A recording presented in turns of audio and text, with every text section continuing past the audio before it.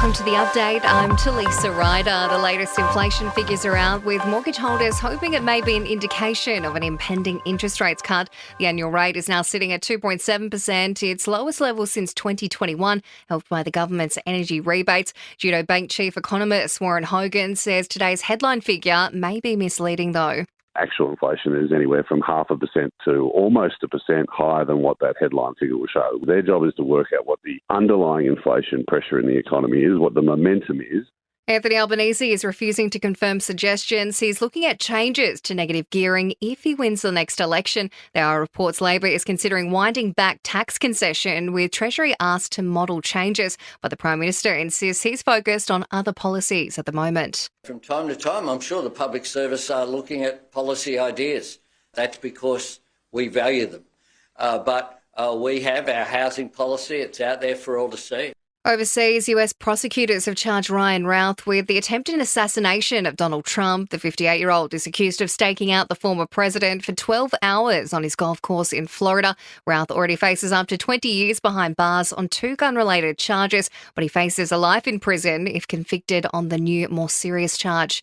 Back home, a renewed search of bushland for missing Ballarat mother Samantha Murphy has resumed this morning. Specialist police from New South Wales have joined the search effort. It's now been 7 months since the 51-year-old vanished while on a run. And grim new stats have revealed first home buyers are having to save almost twice as much for a deposit compared to 12 years ago. Data from money.com shows deposits were 99% larger in 2024 than 2012, with the average dwelling price Australia-wide rising from $489,000 to $973,000. Sport and entertainment are next. In sports, Swan skipper Callum Mills will put his body on the line at training today. He's hoping to prove he's overcome a hamstring injury ahead of Saturday's grand final against the Lions at the MCG. And Newcastle star Kalen Ponga is facing a ban from NRL games at the start of next season for ruling himself out of Kangaroo selection. He's decided to instead focus on the Knights pre-season, but the game's governing body isn't impressed, now considering a suspension. In entertainment news, Lady Gaga has announced a brand new album titled Harley Quinn. The album serves as a companion project to her upcoming Joker film, set to be released sometime this week. There's reports Baz Luhrmann is setting up shop on the Gold Coast. The renowned Aussie director apparently setting up a major production HQ there following the success of his Elvis biopic.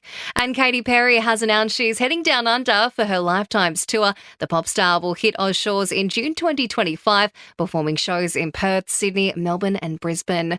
And that's the latest from the Nova Podcast news team. We'll have another episode of The Update for you later on.